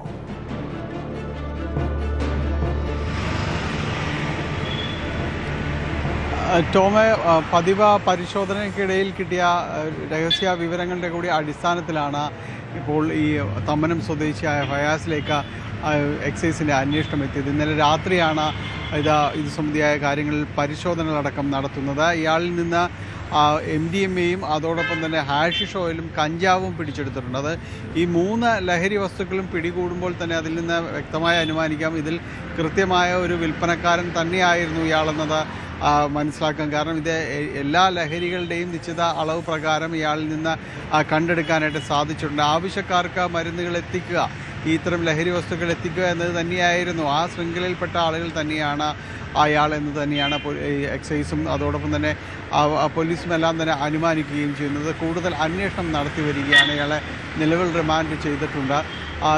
നഗരത്തിൽ അടുത്തിടെയായിട്ട് വലിയ രീതിയിലുള്ള പരിശോധനകൾ പോലീസ് നടത്തി വരികയാണ്. പ്രത്യേകിച്ച് ഈ പാർട്ടികളടക്കം സംഘടിപ്പിക്കുന്ന നിശാ പാർട്ടികളടക്കം സംഘടിപ്പിക്കുന്നവരെ കേന്ദ്രീകരിച്ചെല്ലാം അന്വേഷണം നടക്കുന്നുണ്ട്. അത്തരം സംഘങ്ങളുടെ ഒരു ഭാഗമാണ് ഇയാളുമെന്ന് തന്നെയാണ് എക്സൈസ് കരുതുന്നത്. പ്രാഥമികമായ ഒരു വിലയിരുത്തൽ അതാണ്. കാരണം എല്ലാ ലഹരികളുടെ ഒരു നിശ്ചിത അളവ് പ്രകാരം തന്നെ ഇയാളിൽ നിന്നെല്ലാം തന്നെ കണ്ടെടുത്ത ഒരു സാഹചര്യത്തിൽ കൂടിയാണ് ഇത് എക്സൈസ് സ്ഥിരീകരിക്കുന്നത്. അല്ലെങ്കിൽ ഏതെങ്കിലും ഒരു ലഹരി വസ്തുക്കൾ മാത്രം കൈവശം വയ്ക്കുന്ന ആളുകളുടെ കേസുകൾ വരാറുണ്ട്. പക്ഷേ അത് കൂടുതലും ഈ വിൽപ്പനക്കാരായിരിക്കില്ല, പലപ്പോഴും ഉപയോഗിക്കുന്നവർ അങ്ങനെയൊക്കെ എല്ലാം ആണെന്നാണ് എക്സൈസ് പറയുന്നത്. അതുകൊണ്ട് ഈ കൂടുതൽ ഇത്തരം വിവിധ ലഹരി വസ്തുക്കളടക്കം കയ്യിൽ ഉള്ളത് കൊണ്ട് തന്നെ ഇടപാടുകാരിൽ പ്രധാനിയാണ് എന്ന് തന്നെയാണ് എക്സൈസ് കരുതുന്നത്. കൂടുതൽ അന്വേഷണം ഇയാൾ സംബന്ധിയും ഇയാൾക്ക് ഇതാര് നൽകിയെന്നതുമെല്ലാം സംബന്ധിച്ച കൂടുതൽ പരിശോധനകൾ നടത്തേണ്ടതുണ്ട് എന്ന് എക്സൈസ് വ്യക്തമാക്കുന്നു. അടുത്തിടെ പോലീസും നഗരത്തിൽ ചില നിർദ്ദേശങ്ങളുമെല്ലാം തന്നെ നൽകിയിരുന്നു. അത് ഈ ഹോട്ടലുകൾ കേന്ദ്രീകരിച്ച് നടത്തുന്ന DJ പാർട്ടികൾക്കാണ് സമയക്രമം അടക്കം അതിനെ നിശ്ചയിക്കുകയും ചെയ്തിട്ടുണ്ട്. അതെല്ലാം ഈ ലഹരിയുടെ ഉപയോഗം എല്ലായിടത്തും തന്നെ ഉണ്ടാകുന്നു. ഇത്തരം പാർട്ടികൾ കേന്ദ്രീകരിച്ചും എല്ലാം തന്നെ ലഹരി ഉപയോഗം നഗരത്തിൽ പലയിടങ്ങളിലും തന്നെ ഉണ്ടാകുന്നു എന്ന പരിശോധനകളുടെ കൂടി അടിസ്ഥാനത്തിലാണ്, കേവലം നിഗമനങ്ങളല്ല, പരിശോധിക്കുകയും ഇത്തരം കാര്യങ്ങൾ വ്യക്തമാവുകയും ചെയ്ത സാഹചര്യത്തിലാണ് ഇത്തരം ഒരു സമയക്രമം നിശ്ചയിക്കുകയും ചെയ്തത്. എന്നിട്ടും തൊട്ടടുത്ത ദിവസങ്ങളിൽ തന്നെ ചില ഹോട്ടലുകൾ അത് ലംഘിച്ചതായും കണ്ടെത്തിയിരുന്നു. ഏതായാലും ഈ പരിശോധന അതാണ് കാരണം കഴിഞ്ഞ ദിവസം ഈ കെവിൻ എന്ന ഒരു ലഹരി കടത്തുകാരൻ നിന്നും കോടികൾ വിലമതിക്കുന്ന ലഹരിയായിരുന്നു പിടിച്ചെടുത്തത്.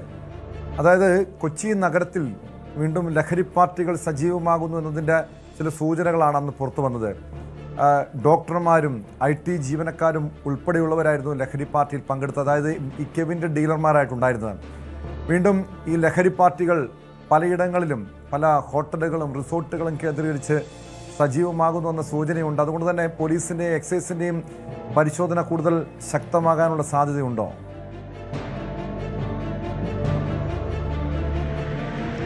പോലീസ് പരിശോധനകൾ നടത്തുന്നുണ്ട്. കാരണം ഇതിലെ പോലീസ് പറയുന്നൊരു കാര്യം വളരെ പ്രധാനപ്പെട്ടതാണ്. കാരണം ഈ സിനിമാ താരങ്ങളടക്കം അല്ലെങ്കിൽ സിനിമാ മേഖലയുമായി ഏതെങ്കിലും രീതിയിലുള്ളൊരു ബന്ധം വരുന്ന ആരെങ്കിലും പിടിയിലാകുമ്പോൾ മാത്രമാണ് ഈ കേസിനൊരു പ്രാധാന്യം വരികയോ അല്ലെങ്കിൽ മാധ്യമങ്ങളടക്കമുള്ളവർ ശ്രദ്ധിക്കുകയും ചെയ്യുന്നത്. തങ്ങളുടെ പണി ചെയ്യുന്നുണ്ട് സ്ഥിരമായി എന്ന് തന്നെയാണ് എക്സൈസും പോലീസും എല്ലാം തന്നെ പറയുന്നത്. അതുകൊണ്ട് പരിശോധനകളെല്ലാം വളരെ കൃത്യമായിട്ട് നടക്കുന്നു എന്നതാണ് പോലീസ് പറഞ്ഞു വയ്ക്കുകയും ചെയ്യുന്നത്.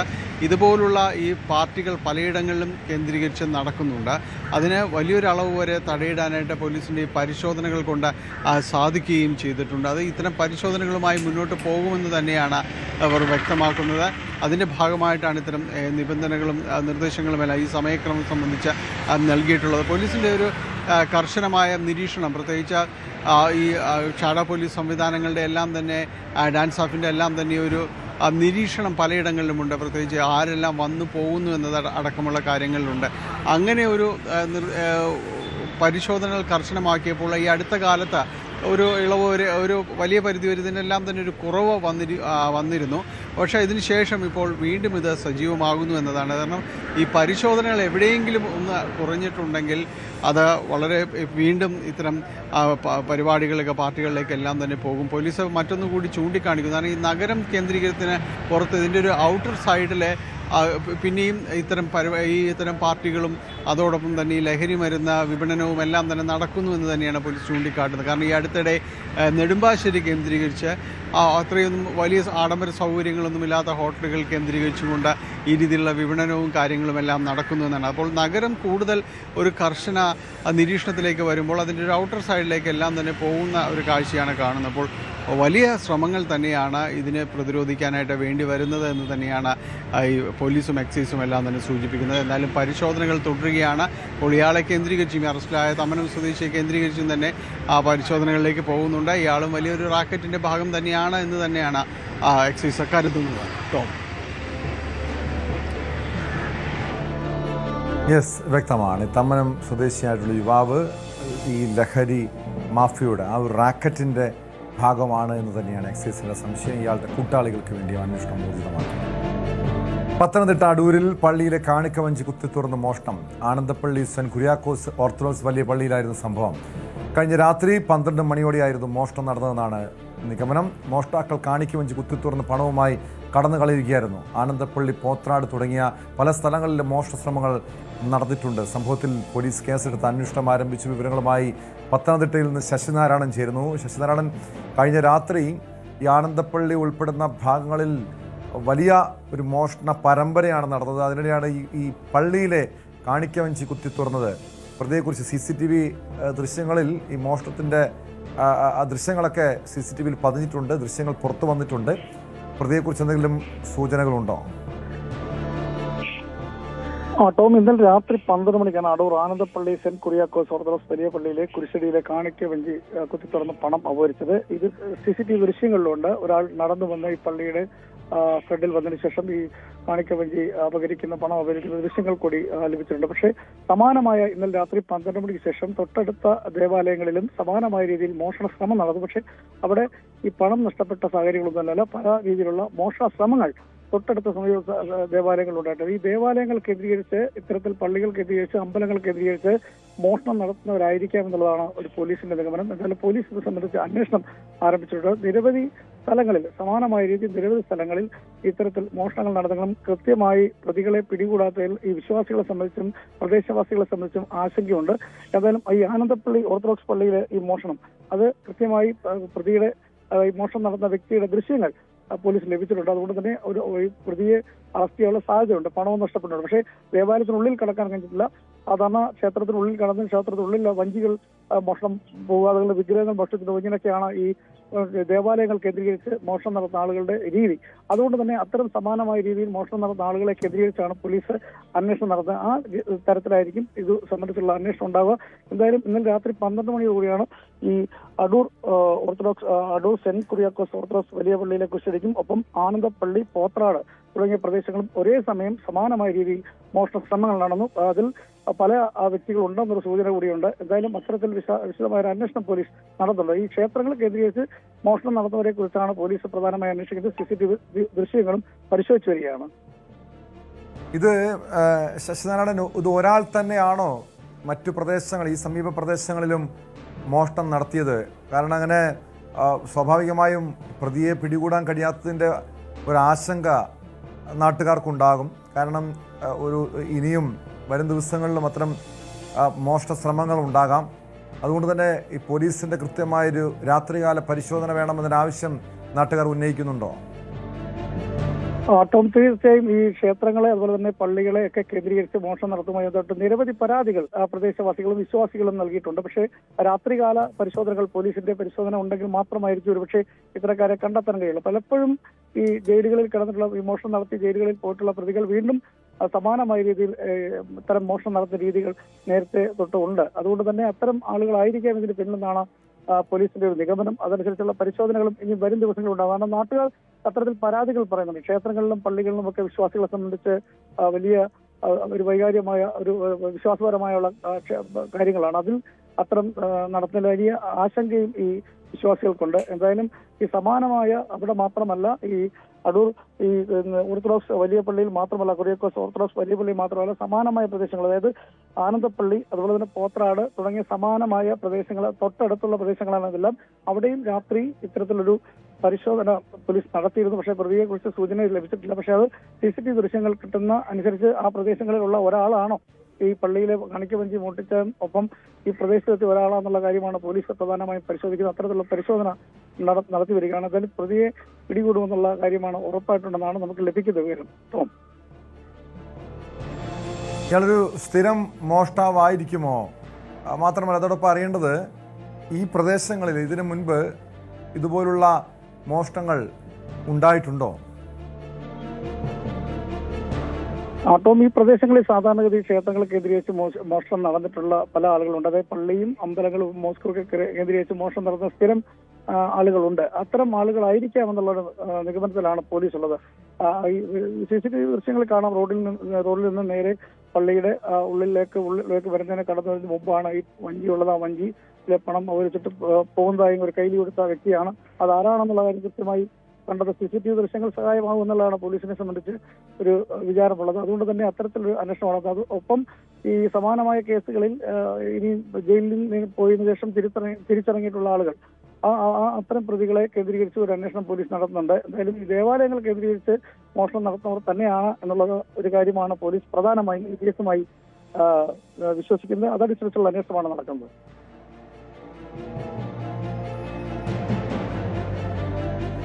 വ്യക്തമാണ്. ശശിനാരായണനാണ് വിവരങ്ങൾ നൽകിയത്. പത്തനംതിട്ട അടൂരിലാണ് പള്ളിയുടെ കാണിക്ക മഞ്ച് കുത്തിത്തുറന്ന് മോഷണം നടന്നത്. പ്രതിയെ കേന്ദ്രീകരിച്ച് അന്വേഷണം ഊർജിതമാക്കിയിട്ടുണ്ട്. വയനാട് മുത്തങ്ങയിൽ വൻ കുഴൽപ്പണവേട്ട. 2 കോടിയിലധികം കുഴൽപ്പണവുമായി 2 പേർ പോലീസിന്റെ പിടിയിലായി. ബത്തേരി സ്വദേശി അർഷാദ്, കൊടുവള്ളി സ്വദേശി ഇസ്മായിൽ എന്നിവരെയാണ് ജില്ലാ ലഹരി വിരുദ്ധ സ്ക്വാഡും ബത്തേരി പോലീസും നടത്തിയ സംയുക്ത പരിശോധനയിൽ പിടികൂടിയത്. മുത്തങ്ങ തകരപ്പാടിയിലുള്ള പോലീസ് ചെക്ക് പോസ്റ്റിൽ നടത്തിയ വാഹന പരിശോധനയ്ക്കിടെയാണ് ഈ സംഘം അറസ്റ്റിലാകുന്നത്. വിവരങ്ങളുമായി ജയരാജ് ബത്തേരി ചേരുന്നു. ജയരാജ്, സാധാരണ ഈ തെരഞ്ഞെടുപ്പ് സമയത്ത് വ്യാപകമായ രീതിയിൽ കുഴൽപ്പണമൊക്കെ സംസ്ഥാനത്തേക്ക് ഒഴുകിയെന്ന സൂചനകളുണ്ട്, വിവരങ്ങളുണ്ട്. പക്ഷേ ഈ തെരഞ്ഞെടുപ്പിന് ശേഷം വീണ്ടും കുഴൽപ്പണക്കിടത്തുണ്ടാകുന്നു. ഇതാർക്ക് വേണ്ടിയാണ് ഈ പണം എത്തിച്ചതെന്ന വിവരമുണ്ടോ? എവിടെ നിന്നാണ് എത്തിച്ചത്? ടോം, കാറിൽ കടത്തുകയായിരുന്ന ഏതാണ്ട് 2 കോടിയിലധികം രൂപയുടെ കുഴൽപ്പണവുമായി 2 പേരെ കഴിഞ്ഞ ദിവസം പോലീസ് പിടികൂടുകയാണ് ഉണ്ടായത്. സുൽത്താൻ ബത്തേരി മുള്ളൻകുന്ന് കണ്ടാക്കൽ വീട്ടിൽ അർഷാദ്, അതുപോലെ തന്നെ കൊടുവള്ളി മദ്രസ ബസാർ പിലാത്തോട്ടത്തിൽ വീട്ടിൽ PT ഇസ്മായിൽ എന്നിവരെയാണ് ജില്ലാ ലഹരി വിരുദ്ധ സ്ക്വാഡും അതുപോലെ തന്നെ ബത്തേരി പോലീസും നടത്തിയ സംയുക്ത പരിശോധനയിൽ പിടികൂടിയത്. കഴിഞ്ഞ ദിവസം വൈകിട്ടോടെ മുത്തങ്ങ തകരപ്പാടിയിലുള്ള പോലീസ് ചെക്ക് പോസ്റ്റിൽ നടത്തിയ വാഹന പരിശോധനയ്ക്കിടെയാണ് ഇവർ പിടിയിലായത്. എന്നാൽ ഇത് എവിടേക്കാണ്, എങ്ങോട്ടാണ് എന്നുള്ളതൊക്കെ അന്വേഷണം നടക്കുന്നതേ ഉള്ളൂ. എന്തായാലും കർണാടക ഭാഗത്തു നിന്നും വന്ന KA 51 MU 5173 നമ്പർ കാറിലാണ് പണം കടത്താൻ ശ്രമിച്ചത്. ഡിക്കിയുടെ ഇരുവശങ്ങളിലും ബ്രേക്ക് ലൈറ്റിനോട് ചേർന്ന് അനധികൃതമായി നിർമ്മിച്ച പ്രത്യേകം അറകൾക്കുള്ളിൽ ഒളിപ്പിച്ച ഏതാണ്ട് 2,27,43,000 രൂപയാണ് ഈ കഴിഞ്ഞ ദിവസം കണ്ടെടുത്തത്. അതുപോലെ തന്നെ ഈ പിടിച്ച തുകയും വാഹനവും മറ്റും Bathery judicial first class magistrate കോടതി മുമ്പാകെ റിപ്പോർട്ട് സഹിതം ഹാജരാക്കിയിട്ടുണ്ട്. കൂടുതൽ വിവരങ്ങൾക്കായി പ്രതികളെ ചോദ്യം ചെയ്യുന്നതോടൊപ്പം കൂടുതൽ അന്വേഷണവും നടന്നു വരുന്നുണ്ട്. എന്തായാലും Sultan Bathery inspector SHO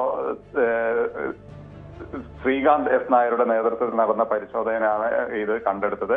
sub ഇൻസ്പെക്ടർമാരായ P. Jayaprakash, അതുപോലെ തന്നെ സിവിൽ പോലീസ് ഓഫീസർമാരായ അനിൽകുമാർ, വിനീഷ, പ്രദീപൻ എന്നിവരടങ്ങുന്ന സംഘമാണ് പരിശോധന നടത്തിയത്. ടോം പറഞ്ഞതുപോലെ തന്നെ സാധാരണ ഈ വിഷു അല്ലെങ്കിൽ ഓണം സമയങ്ങളിലും അതുപോലെ തന്നെ തെരഞ്ഞെടുപ്പിനോടനുബന്ധിച്ചുമൊക്കെയാണ് ഇത്തരത്തിലുള്ള ഒരു കുഴൽപ്പണ സാധാരണ ഈ റൂട്ടിൽ നിന്ന് പിടിക്കാറുള്ളത്. മുത്തങ്ങ ചെക്ക് പോസ്റ്റിൽ പോലീസ്, എക്സൈസ് അതുപോലെ തന്നെ GST വകുപ്പുകൾ സംയുക്തമായി നടത്തുന്ന പരിശോധനകളാണ് ഇവ പ്രധാനമായും പിടിക്കപ്പെടുന്നത്. എന്തായാലും ഈ കഴിഞ്ഞ ജനുവരി മുതൽ മെയ് വരെ, അതായത് ഈ 5 മാസം, ഇത് 5ാമത്തെ തവണയാണ് ഈ റൂട്ടിൽ നിന്ന് കുഴൽപ്പണം പിടികൂടുന്നത്. കൂടുതലും കർണാടകയിൽ നിന്ന് കേരളത്തിലേക്കാണ്, അല്ലെങ്കിൽ ഇതുവരെ നടത്തിയതെല്ലാം കർണാടകയിൽ നിന്ന് കേരളത്തിലേക്കാണ് ഈ പണക്കടത്ത് നടക്കുന്നത് എന്നാണ് കണ്ടെത്താൻ കഴിഞ്ഞത്. ഏതാണ്ട് 4.5 കോടിയോളം രേഖകളില്ലാത്ത പണമാണ് ഈ 5 മാസത്തിനുള്ളിൽ ഈ റൂട്ടിലൂടെ കടത്താൻ ശ്രമിച്ചത്. ടോം,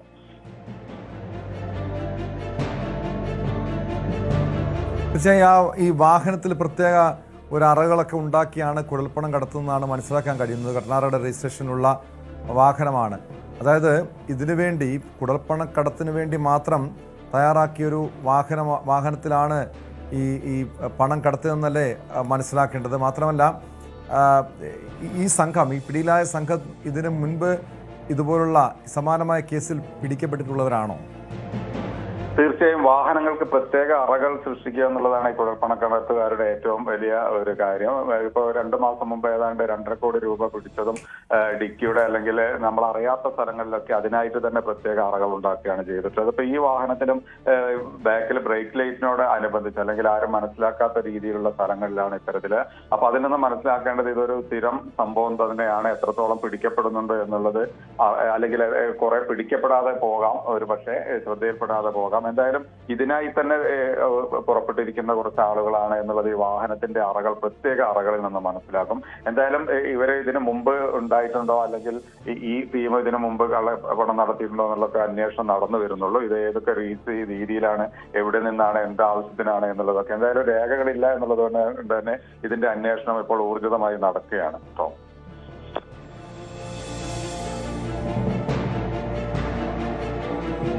വ്യക്തമാണ്. ജയരാജ് ബത്തേരിയാണ് വിവരങ്ങൾ നൽകിയത്. ഇടുക്കി പൂപ്പാറയിൽ പുഴ കയ്യേറി നിർമ്മിച്ച കെട്ടിടങ്ങൾ പൊളിച്ചു നീക്കുന്നു. 29 വീടുകളും 3 ആരാധനാലയങ്ങളും ഉൾപ്പെടെയുള്ള കെട്ടിടങ്ങളാണ് ഹൈക്കോടതി ഉത്തരവിന്റെ അടിസ്ഥാനത്തിൽ റവന്യൂ വകുപ്പ് പൊളിച്ചു നീക്കുന്നത്. സംഘർഷ സാധ്യത കണക്കിലെടുത്ത് മേഖലയിൽ നിരോധനാജ്ഞ പ്രഖ്യാപിച്ചിട്ടുണ്ട്. പ്രിൻസ് ജെയിംസ് ചേരുന്ന വിവരങ്ങളുമായി. പ്രിൻസ്, ഈ കോടതി ഉത്തരവിന് പിന്നാലെ ഒരു സംഘർഷാവസ്ഥ നിലനിൽക്കുന്നുണ്ട്. അവിടെ നിന്നും ഇറങ്ങിക്കൊടുക്കാൻ, വീടുകളിൽ നിന്നും ഇറങ്ങിക്കൊടുക്കാൻ തയ്യാറല്ലെന്ന നിലപാടിലായിരുന്നു കുടുംബങ്ങൾ. കഴിഞ്ഞ ദിവസം അവരുടെ വൈദ്യുതി വിച്ഛേദിക്കാൻ എത്തിയപ്പോൾ പോലും വലിയ സംഘർഷമുണ്ടായതാണ്. ഈ നിലവിൽ അവിടുത്തെ സാഹചര്യം എന്താണ്? സംഘർഷാവസ്ഥയുണ്ടോ? ഈ വീട്ടുകാർ ഇറങ്ങിക്കൊടുക്കാൻ തയ്യാറാണോ? മാത്രമല്ല, ഇവർക്കൊരു പുനരധിവാസം ആവശ്യമല്ലേ? ഇവരെ പുനരധിവസിപ്പിക്കാനുള്ള നടപടികൾ ഭരണകൂടത്തിൻ്റെ ഭാഗത്തു നിന്നും സ്വീകരിക്കേണ്ടതല്ലേ?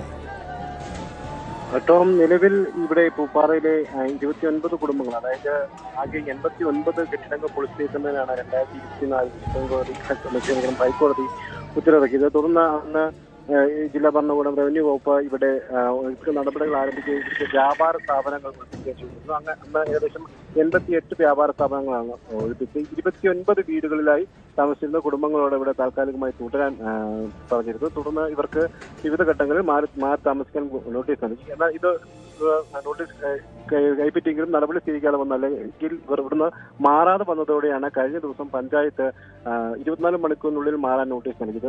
അതിനുശേഷവും മാറാതെ വന്നതോടെ ഇന്ന് രാവിലെ മുതൽ നടപടികൾ ആരംഭിക്കുകയായിരുന്നു. റവന്യൂ സംഘം നടപടികൾ ആരംഭിക്കുകയായിരുന്നു. ജില്ലാ കളക്ടറുടെ നേതൃത്വത്തിൽ വിവിധ വകുപ്പുകൾ ഏകോപിപ്പിച്ചുകൊണ്ടാണ് നടപടി സ്വീകരിച്ചത്.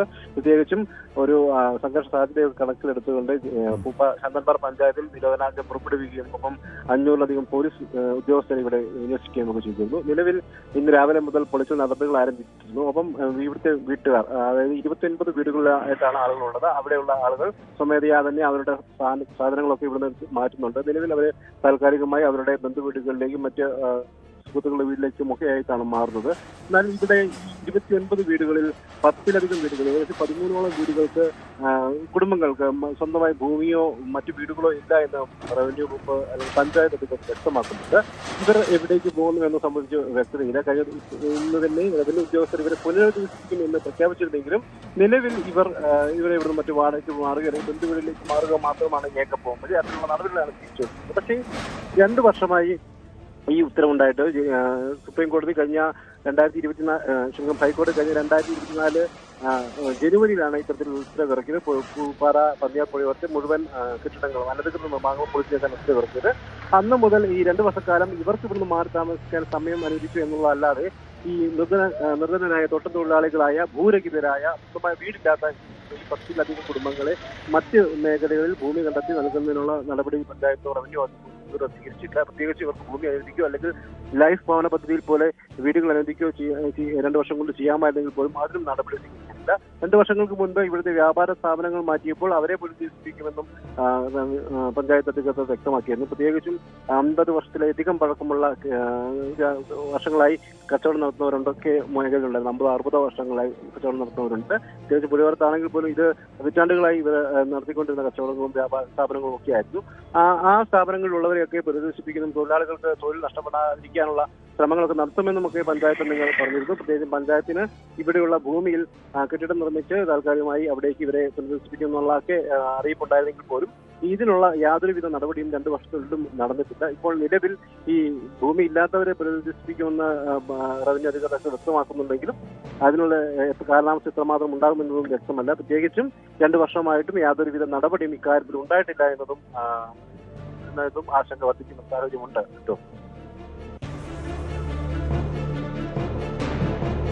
തീർച്ചയായും ഏകദേശം ഈ 80, നേരത്തെ പ്രിൻസ് സൂചിപ്പിച്ചതുപോലെ 88 കെട്ടിടങ്ങളാണ് ഇങ്ങനെ നിയമവിരുദ്ധമായി പുഴ കയ്യേറി നിർമ്മിച്ചത്.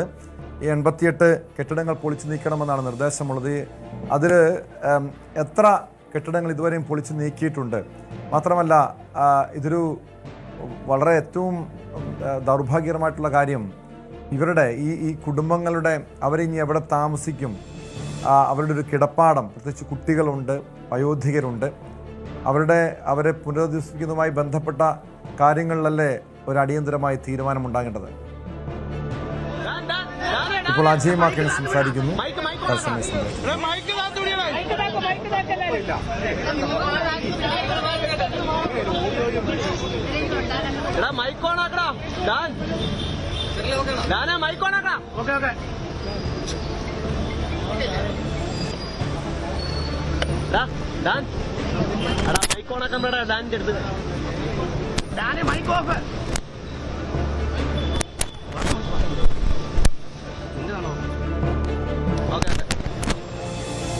us, and in the evening we are leaving for Delhi. We'll submit our report, and then we are hopeful that decision will be taken soon. Can you reveal the number of What about the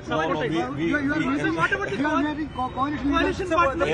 Everyone has left it over to the leadership to decide. It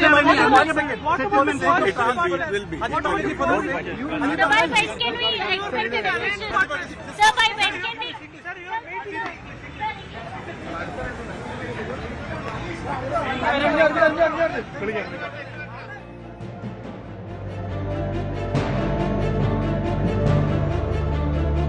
yes, high command നിരീക്ഷകനായെത്തിയ മാധ്യമങ്ങളോട് സംസാരിച്ചത്. എന്തായാലും മുഖ്യമന്ത്രി ആരാണ് കേരളത്തിൻ്റെ മുഖ്യമന്ത്രി എന്നതിനെ സംബന്ധിച്ചുള്ള ചർച്ചകൾ പുരോഗമിക്കുന്നുണ്ട്. ഹൈക്കമാൻഡാണ് ഇതുമായി ബന്ധപ്പെട്ട് തീരുമാനമെടുക്കുക. Meeting went on very well. There was an atmosphere of jubilance. Okay. The remarkable victory, the historic victory, which the people of Kerala have given to us, the Congress Party and the entire UDF. It's a matter of great joy. So the meeting was. In this atmosphere that the meeting took place. Was it a tough decision or was it an easy decision?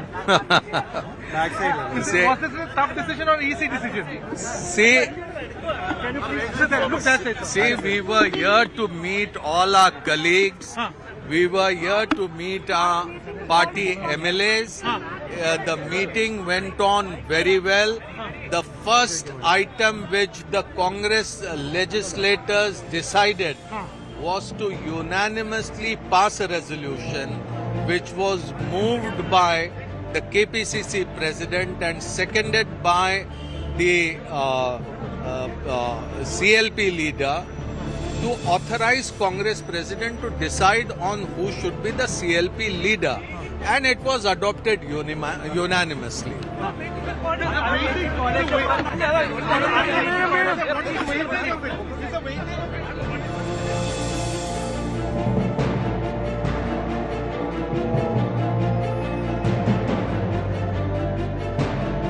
High command നിരീക്ഷകരായെത്തിയ മുകുൾ വാസ്നിക്കും അജയ് മാക്കനുമാണ് ഇപ്പോൾ മാധ്യമങ്ങളോട് സംസാരിച്ചത്. എന്തായാലും ആരാകും കേരളത്തിൻ്റെ മുഖ്യമന്ത്രി എന്നത് സംബന്ധിച്ചുള്ള ചർച്ചകൾ പുരോഗമിക്കുന്നുണ്ട്.